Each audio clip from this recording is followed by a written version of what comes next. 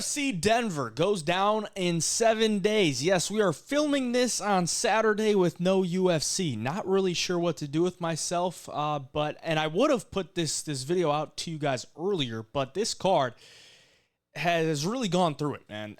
Just about 3 days ago, there was only 8 fights scheduled. They managed to pull together a couple good fights that really kind of saved the card. I mean, they're not like anything crazy. But the main event was Namajunas, Macy Barber. That had obviously not happened. It's Namajunas versus Tracy Cortez on short notice. And a lot of these fights, I'll scroll to the bottom. I mean, we lost Mike Malott. We lost Drew Dober, Mike Davis. We lost Salikhov, Duncan. We lost Salikhov, Madera. Like, everything that's good about this card has pretty much fallen apart. They did get some replacements. Montel Jackson, Damon Blackshear replacement. That's a pretty good fight. Josh Van's on this card now. Pretty decent there. And then Drew Dober is staying on the card. He got a replacement with Gene Silva, which is pretty crazy. But we're going to go through and give you our early picks. But as always, these are early picks. Now, I have had a little bit more time, considering we didn't have a UFC this weekend, to kind of look at the card a little bit. So I did a little bit of research, but these are early picks. You know, you can't be set in stone. If you want to stay tuned later in the week, that's where I will give you my official picks. Okay, and right now we're hitting at about 65%. Nothing crazy, but we're going to get it done. I have to use the Tapology website because the UFC website is so bad that they don't even have their own fights updated on their website. So we got to use Tapology here. We're going to have, a bunch of ads. So sorry about that, but we're going to do it anyway. Start with the first fight of the night. Josh Fremd, Andre Petroski. Petroski really bad performances last time out. Got knocked out by a hip bone when he was shooting a takedown. And yeah, a lot of people are probably going to be really down on him, which is pretty fair because that was an abysmal way to go out. But he's taking on Josh Fremd, who really ain't that good either. I mean, Josh Fremd has been this guy who he has a big frame, but he doesn't really have a lot of power on the feet. He's got decent submissions when the fight hits the ground, but he's really just not that good of a fighter. I think Petroski is the better overall fighter, but considering he got knocked out by a hip bone, can't really be too confident in him coming back here to get a win. Like, how do you get knocked out by a hip bone? And it's Jacob Malkoun at that point. Like, this guy isn't even, super shredded. Like, Malkoun is not, I don't want to say pudgy, but he's not like a dude that has six-pack abs, and if you just touch him, it's going to hurt. Like, he's kind of a doughboy. Bad look for Andre Petroski. But I do think he's the better fighter. I think he holds more power on the feet. His wrestling is very good. Josh Fremd doesn't have the best takedown defense, and Josh Fremd I don't think has very good fight IQ. Petroski kind of the same way, not the smartest fighter, but I do think he is the better fighter. I would honestly say he probably has better stand-up than Josh Fremd too. Not better kicks, but he holds more power. Fremd's going to have to respect him in that realm, and if the fight does hit the ground, I think Petroski can probably handle himself. I think Petroski probably gets his takedowns, does his work there, and wins via decision or submission. Move on to Montel Jackson, Damon Blackshear. This is one of the fights that they just made, and I think one of the better fights on the card because Montel Jackson has been one of these guys who's always been highly rated, but he's just not super active, and he's usually in fights at the apex where he's not fighting good competition, and he looks good doing so. But he does have a couple losses in the UFC. And he's taking on Damon Blackshear, who's kind of like a spitting image of Montel Jackson. Like, both these guys are strong wrestlers with a big frame. I think they're both 5'10". And they kind of want to do the same thing. Like, Blackshear wants to get his wrestling going, and he wants to wet blanket you. Montel's kind of the same way, but in some matchups where he knows he's just the better striker, he'll go to that, and he has pretty heavy hands. He lands a ton of knockdowns, which is something that jumped off the board to me. Is he does have some power. I don't think it's the cleanest striking, but he does have power. He's got a long arms. He can reach you from all the way back in Milwaukee. Shout out Milwaukee, Montel Jackson. But Damon Blackshear, I think he's a good chance to win this fight. He has a good chance to win this fight. Why? Because Jackson can get taken down. He got taken down by Brett Johns like 8 times, I think. Brett Johns is now 0-2 in the PFL. Like, Brett Johns is okay, but all Brett Johns can really do is get some takedowns, and he doesn't really have anything to offer on the feet. I think Blackshear should be able to get some takedowns, do his work there, and on the feet, he's never been finished. Like, he's super durable. He's just coming off a loss to Mario Batista, which he took on like 7 days' notice. And I thought he kind of won that fight. And I think Mario Batista is a pretty damn good fighter.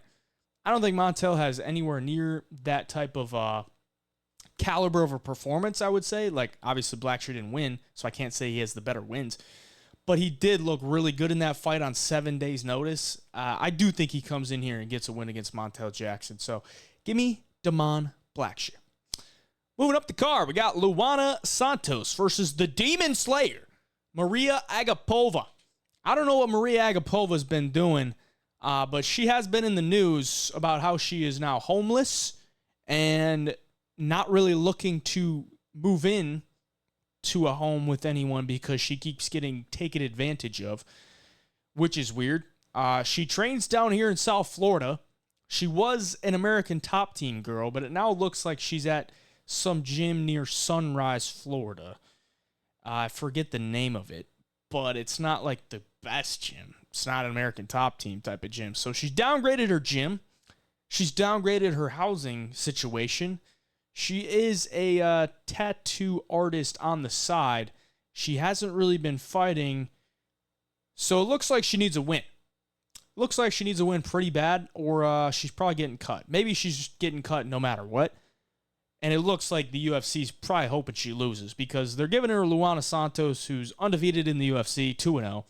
Her wins are okay. Like, Stephanie Egger's okay. And then the win over Juliana Miller, like, Juliana Miller's trash. But she did knock her out in the first round. So you got to give her that. So she's undefeated in the UFC. She looks like she could be a decent prospect. She's younger. And Maria Agapova hasn't been active. She just really hasn't had a good UFC run either. Like, I'm pretty sure she might be the biggest favorite to lose in UFC history. She was like minus 1,300 or something against, was it Shanna Dobson? Shanna Dobson? I think it was Shanna Dobson. And she lost. Minus 1,300, she lost. I don't think she really has much of a chance in this one, other than she does throw pretty hard. She throws hard, but she whiffs a lot. She doesn't have good takedown defense, and she has a very suspect ground game. She's been subbed like twice, I think, in the UFC, and yeah. Luana Santos is the pick. Good all-around game. She's got a decent stand-up game, decent takedown game, and her jiu-jitsu is not elite, not where she's going to hit the ground and she's going to snatch up a submission really easily, but it might not even take that much against Maria Agapova. So Luana Santos is the pick. All right, so a little late notice replacement here. We're getting Jasmine Jasudavicius taking on Fatima Kline. Now, Jasudavicius was supposed to fight Viviane Araújo, and Fatima Kline taking this fight since last night. I think that was when she agreed to this, and that's when the odds came out. Fatima Kline is a pretty dang good fighter. Like, she's decent. She was supposed to be on the Dana White Contender Series in August, and they just moved her up here to take on Jasmine, who I think is ranked number 15 in the flyweight division. So she's getting a ranked opponent right off the rip. UFC debut here for Fatima. You watch her tape, she's a strong wrestler. She's got decent hands, too. Like, she's not one-dimensional. And she's got a lot of experience in jiu-jitsu. So I think she's got a good, decent all-around game. Now, her level of competition really hasn't looked that great. Her last win was okay, but it was at strawweight. It was a strawweight fight. So she might be a little bit undersized. If you look at her frame, I think she's only like an inch shorter than Jasmine. And Jasmine's a pretty big flyweight. So I tend to lean that, like, Fatima Kline could probably come in here and get a dub. Like, because Jasmine, she's one of these Canadian fighters that the UFC is really trying to push, but Jasmine's like 36. She's like 36 years old. She's only had 4 or 5 fights in the UFC, and her wins really aren't against great competition. Like, she fought Tracy Cortez last year, Noche UFC, and I don't want to say she got smoked, but she didn't really look that good. And then she fought on the Canada card to begin the year, against Priscilla Cachoeira. Cachoeira's terrible. Like, she's awful. And she got a win there, and then she was supposed to take it on Viviani, who's higher than her in the rankings. I don't think Jasmine has very good stand-up. Like, she has a decent jab, and she keeps her head down, but she doesn't move her head at all. She's very hittable on the feet. And her wrestling, she doesn't really do a ton of damage with it, unless it's a really bad grappler like it's Priscilla Cachoeira. Like, she can get her takedowns, and if she gets you down, she has good top control. But if she can't do that, she's really not that good of a fighter because her striking's one-dimensional. It's a jab and a 1-2. And then she's taking on Fatima Kline, who's also a very good wrestler and has a decent stand-up game. You know, for an early pick, I'm still going to go with Jasmine because she does have the higher level experience. But when I see these odds and when I really dissect where the value is on this fight, when the odds come out and we see, you know, the line moving and all that type of stuff, Jasmine might be a little bit of a stinker, but she will be the early pick. Moving on, we got Joshua Van versus Charles Johnson. Another pretty good fight. Booked somewhat late. They had to fill this card, and Joshua Van was supposed to fight last month and didn't because Tajiro Ulanbekov did not make weight. So here he is. Charles Johnson, always game to step in. But he's got a real tough fight ahead of him. Real tough fight. Now, I will say, Charles Johnson has always struggled with grapplers. Joshua Van is not really a grappler. So he does have a decent matchup, I guess, as far as what he would like to do in the octagon. But I think Joshua Van is probably just a little bit higher, a little bit higher level on the feet. I mean, Joshua Van has some crazy boxing, crazy volume, crazy pace, but he is a slow starter. And generally, so is Charles Johnson. So we got two slow starters here in a 3-round bout. I think Joshua Van probably wins 2-3 most of the time, but it probably comes down to round 1 and who is able to get their game going more quickly. I'm just going to bank on Josh Van. I think Josh Van is the truth. He's younger. I think he's the better striker. I think he's got more weapons. And Charles Johnson, you got to win over Jake Hadley. Jake Hadley's now, 2-2 in the UFC? 2-3. That's his last win. He did get a win over Razat Maxim, who was making his debut. Got to give him that. But it was a very, very slim margin win. And I think Josh Van, in his wins, he's looked very good. And I think he should be able to get another win here. So Joshua Van is the pick. Moving on, we got Cody Brundage, Abdul Razak Alhassan. If Alhassan is able to stuff takedowns, he wins this fight. It's as simple as that. Because Cody Brundage, he does have some power in his hands, but Abdul, fairly durable throughout his career. I think the only time he's been knocked out was like a head kick. I mean, he was taking Joe Pyfer shots, and I don't see a lot of people taking Joe Pyfer shots. And Abdul is very powerful himself. I could see him chinning Cody Brundage here. But Cody, if he can get his wrestling going, get Abdul to the ground, you know, we've seen that weakness from Alhassan in the past. Got taken down a bunch against Jacob Malkoun. Not that I think Cody Brundage has the wrestling nor the cardio of Jacob Malkoun, but it is a path. So Cody could go that way. And a lot of times, Cody will take his beating and then find some way to win. Like he did against Dolce Lungiambula. He was damn near knocked out, and then Lungiambula shoots a takedown for no reason, and he gets guillotined. Cody Brundage won by guillotine. So Cody's one of these fighters where it's going to be chaos, and he could look good in that chaos and get a win, or he could look really bad and get knocked out. I'm going to lean on the side that he gets knocked out because I think Alhassan is a fire hydrant. He hits hard, and he's not a guy that makes a ton of dumb decisions. He knows what he's good at, and he's going to try to keep it there. I think he probably wins this fight. I'll take Abdul Razak Alhassan for the early pick. Christian Rodriguez, Julian Erosa. Very interesting one here because we have Christian Rodriguez who has continually just taken the O of a bunch of fighters. Cameron Simon. What's his name? Raul Rosas Jr. And last time Isaac Dulgarian. So he's the O snatcher. And now it looks like everyone's jumping on the board for Christian Rodriguez. But Julian Erosa is a damn good fighter. He is a very good fighter. Why? Because number one, he has really good stand-up. He has a ton of volume. He has good submission skills. He has good scrambling skills. He's got good cardio. The bad thing about Julian Erosa, though, is his chin just ain't that good. So, Christian Rodriguez, he could chin Julian Erosa, but if he doesn't, I think this fight's going to be really close.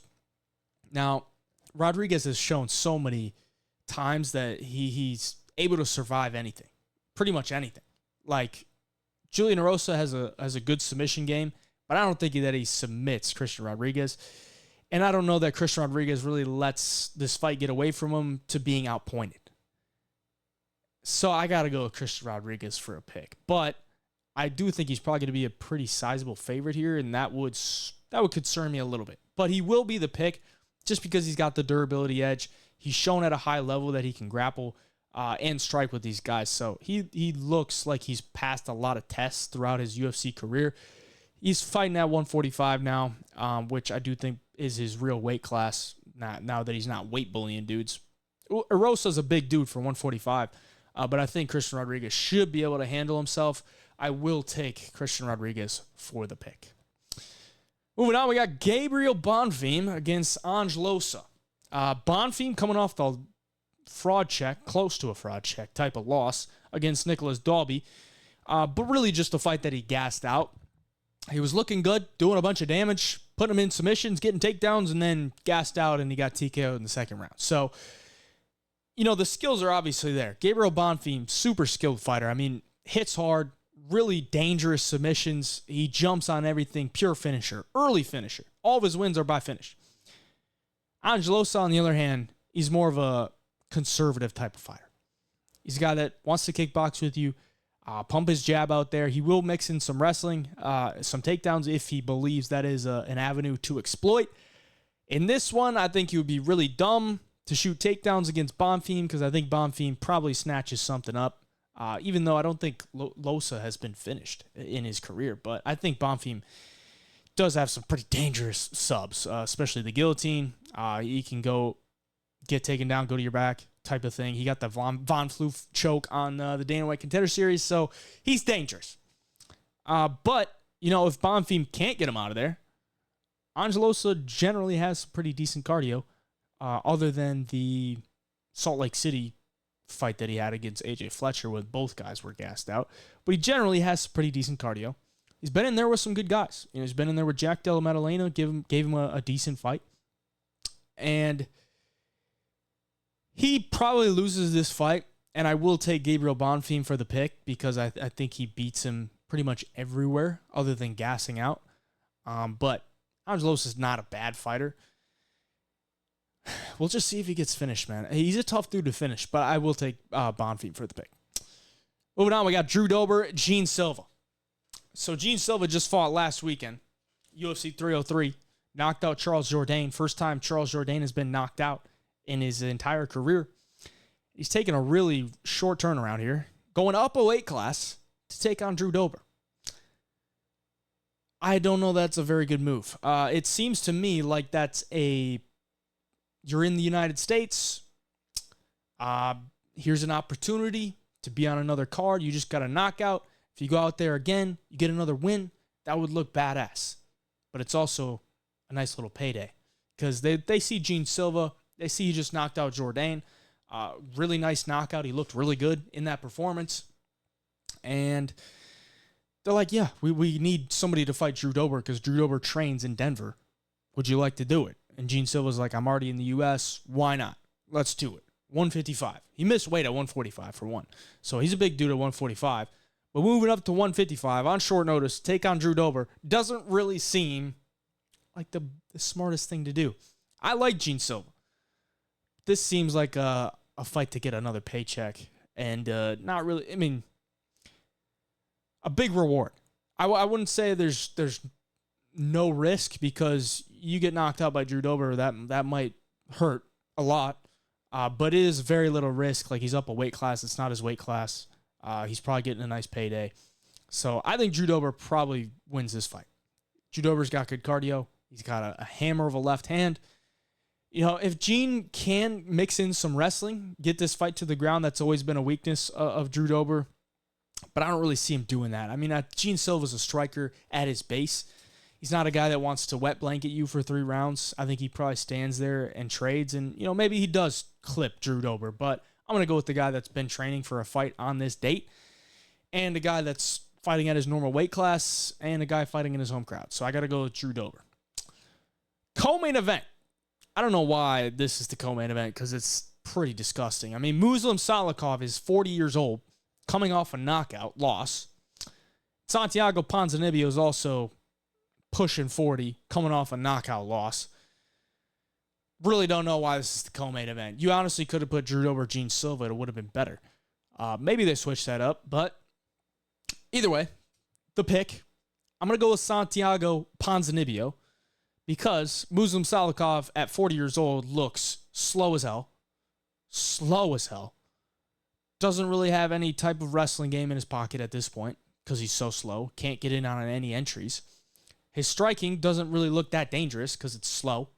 And that spinning kick that he loves to do, I mean, sure, he could knock out Ponzinibbio with that, but, Ponzi's a pressure fighter. And if you're going to pressure Muslim Salikhov, I think it works well because if you just stand at range with him, he can use his weapons. He can use his kicks. That's what he likes to do. But if you're in there in his face, he's not a great boxer. He's not the fastest, like I just said 5 times before this. I think Ponzinibbio probably wins this fight, but these are 2 old dudes fighting at 170 in a... just so gross. This co-main event is just so gross. This card in general is pretty damn gross. And then the one after this week is even worse. Woo! We had a really great June, a lot of pullouts, a lot of replacements, and then we get July, and then we just get absolute dog shit. We get replacements and then dog shit. Ponzinibbio's the pick. Don't really need to say much else on that one. Rose Namajunas, Tracy Cortez. I think Tracy Cortez has a chance to win this fight if Rose Namajunas takes this fight off. And that's always a possibility because Rose really never shows up the same. You never know what version of Rose you're going to get. Now, she has looked pretty decent in her last 2 fights. Like, she did win against Hebos, in my opinion. I know that was somewhat of a close fight. It was a 5-rounder, but I thought she won. I thought she looked pretty good in the striking exchanges. She found a lot of openings. She got taken down, but she would find the reversal, get on top, and she looked good. And then the fight before that against Manon Fiorot, it was a close fight. Pretty close fight, but I thought Fiorot did win. And now we saw Fiorot against Erin Blanchfield. She 50-45'd her pretty easily. So I think Rose is still very good. I think Rose is very good. We just don't know which version of Rose we're going to get. Now, she is fighting in the region that she lives in Denver, Colorado. And Tracy Cortez is taking this fight on short notice. On what, about 2-3 weeks notice? 2.5 weeks notice? Now, I assume she's probably been training. I think she's a good fighter, too. I mean, I think her stand-up has improved a lot throughout her UFC career. Her last fight against Jasudavicius, she looked really sharp with her hands. But I don't know that she's going to look very sharp against Rose, because Rose is a girl that doesn't sit in the pocket. She finds really good angles, and she's very hard to hit. And more often than not, she's going to make you miss and then hit you. So on the feet, I think Rose has the advantage. In the wrestling department, Tracy Cortez does have some pretty good takedowns. She's shown an ability to survive through submissions. But Rose, I think, is also a very good wrestler. And I think she could lose some exchanges. Like, she could get taken down, but I think she could get back up to her feet or reverse position. So I think Rose kind of has her outmatched in almost every angle. And I think she wins the fight. But like I said, we don't know if we're going to get the Rose that fought Carlo on Saturday night. And that's always the risk you're taking if you're going to pick Rose Namajunas or if you're going to bet on her. But she is the better fighter in this spot. She's had more time to prepare. And I think she gets the win, so she will be the pick. That's it. Appreciate y'all for watching. Like and subscribe if you enjoyed. And stay tuned to the channel throughout the week for the official picks video and the best bets video later in the week. Till next time. Hey, Job Picks.